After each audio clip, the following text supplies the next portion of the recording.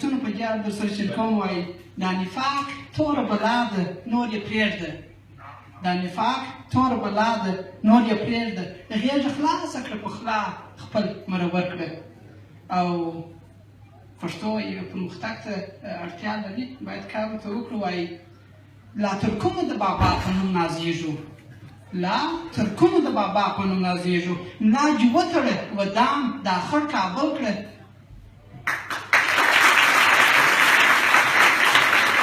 د غونډې په دې برخه کې له کابل څخه د کابل پوهنتون استاد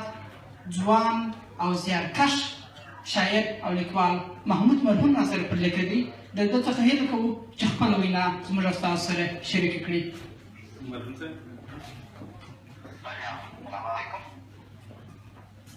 بس خبرې کوه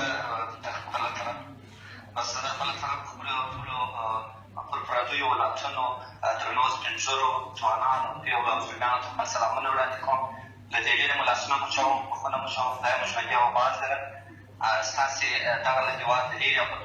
پردیو ولایتونو باندې ورکې هڅې موږ ته د دې څرګندوي کوي چې زموږ ولسونه د نورو ولسونو په څېر ژوندي او که له خاورې او له ځنې هم وي خو خپل پښتو او پښتونولي یې یاده ده څو ورځې وړاندې مو پر دې بحث درلودی چې څنګه وکولی شو چې هغه ځوانان او پیغلې او زلمیان چې له هېواده بهر د دې کړېږي چې ناهغه فرهنګ خپل کړي دي او زموږ فرهنګ پرې هېر شوی دی دوی ته یو څه وکولی شو او دوی ته د خپلې زړې پانګې څخه او له هغه پانګې څخه چې د دوی تر پانګه ده یو څه په برخه کړو نو د دې لپاره مو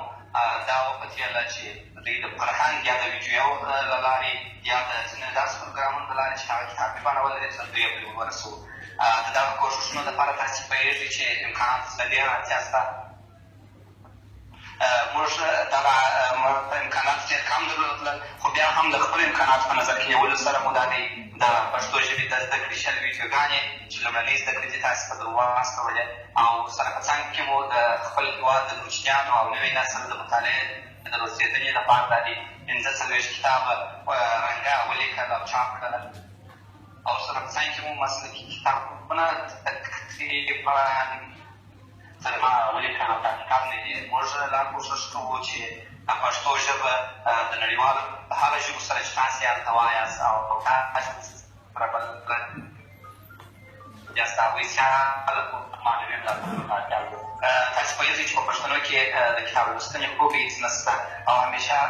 کتابونه چې موږ لیکو یا یې چاپوو مفت یې بېرته دوی ته ویشو او تاسې پوهېږئ چې لیکوال هم همیشه د معدې او د نس غم ورپسې او مجبورۍ د کورنۍ د ساتلو لپاره یو څه درامات هم لري خو بیا هم موږ خپله یوه ګوله مو نیمه کړې ده نیمه مو پښتو ټول کړې ده او بیا مو په نسته ساتلې ده زه مطمئن یم چې دغه مشران چې دلته راټول دي او تاسې چې راټول یاست زموږ سره به په دې موافق یاست چې پښتو نه یوازې زموږ ده او نه یوازې مطلب تاسې مو ملا ورته دی تاسې به راسره یاست انشاءالله د بلې سره منزله به له خیره رسېږو د کتابونو په اړه باید ونه ووایم چې ما چې څونه امکان درلودی چې تاسې ته کتابونه در واستوم تر هغه حده مې کوښښ وکړي ولې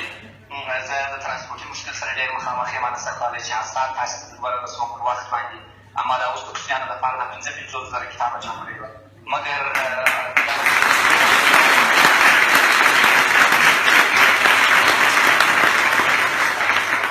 په دغه کې به یو چا په بیل کې یو څو دانې ورځایوم چې تاسو پرې رسوم که داسې کمدوز پیدا سي چې موږ سره ملا وتړي او د ډېرو امکانات ولري چې ترې انتقال کړي نو ډېره به راته ښه خبره شي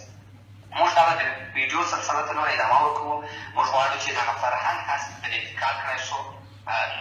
نړیوالو ته پښتانه د تروریستانو د ترهګرو او د وژونکو باعث معرفي دي ولې موږ د خپل پرمختللي فرهنګ د ورپېژندلو په خاطر د پښتو ملي هنداره په انګلیسي باندې وژباړله او 3 ورځې وړاندې ما ته خبر راورسېدی چې هغه په المان کې په الماني وژباړل شوې ده انشاءالله په ګډ ورځ بېرته تاسو ته چې هغه الماني ژباړه هم سخته لاسونه ته ورسېږي خو موږ چې خپلې هڅې کوو موږ یوازې اوس مهال یو کامرې ته اړتیا لرو چې دا خپلې ویډیوګانې نورې هم دوام ورکړو او زموږ فرهنګونه چې دلته په کلو باندې شته دغه په ویډیویي توګه ثبت کړو او تر تاسې یې در ورسوو او د نړۍ ته په توګه یې ورسوو نو خدای دې وکړي چې ستاسې سرمنې در مدد کوي د پښتو ورځ بیا ټولو ته مبارکي ووایم یو د بدبختۍ زیري مې د وخت څخه په فیسبوک کې له سهاره وینم چې خپله پښتانه پر دې اړم دي چې کومه د پښتو نړیواله ورځ دا ښه خبره نه ده. که هلته څوک په دې فکر وي تاسې هغوی ته د دې قناعت ورکړئ چې حد اقل نړیوال دلته سیاسیون او ټول په دې خپله سوي چې د پښتنو یوه ورځ ده، نو هر کال چې یو لمانځو او هر کال یو تر بله غږ ورسو، انشاءالله دا به ډېر د خیر خبره شي. زه مو یو ځل بیا پر دې څېرو خپل سلامت ما خدای طرف څنګه خدای مو هېواد جوړ کړه، خدای تاسې راولي چې تاسې مو ټول دا هېواد جوړ کړی شو. یوه اخري جمله هغه دا ده،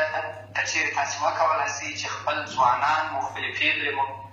راولئ د یو لنډ ملي سفرونو دپاره کابل کې راولئ، د افغانستان په سیمه وګرځوئ، دلته به یې موږ امکانات هم درته وګورو، تاسې هم خپل امکانات په ګډو امکاناتو به د خیره دغه ظلمیانو ته دا ور وښیي چې تاسې یو هېواد لري او هېواد تاسې ته اړتیا لري. نو آباد سوکاله او سرلوړي اوسئ.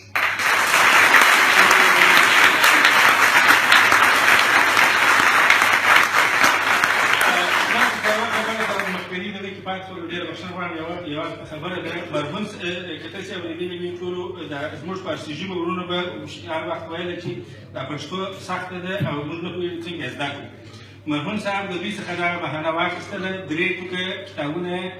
بیا یې پښتو بیاموزین په نامه ولیکله او په ژبه کې ویډیوګانې هم ورسره جوړې کړې چې دا ویډیو بیا بیخي ډېره خبره اسانه کړې ده. شاید تاسې هلته ووینئ یوه ویډیو هم شته، اوس یې نورې ویډیوګانې هم جوړ کړي. یعنې هغه کسان چې غواړي پښتو زده کړي د هغو لپاره ډېره زمینه مساعد ده. یوه بله خبره لا هم کومه، د پښتو د زده کړې په خاطر باندې د کاناډا یو ډېر ښه مثال دی. کاناډا کې چې هر چا هلته دوې ژبې دي، انګلیسي او فرانسوي. هر څوک چې په 2 ژبو خبرې کوي هغه 100% اضافه معاش اخلي. راځئ چې کمباین وکړو چې هر څوک چې په 2 ژبو پوهېږي باید 100% اضافه معاش واخلي، چې په 2 ژبو نه پوهېږي 100% د معاش یې کم وي. دغه کمباین که مو وکړي پښتو ژبه رسمي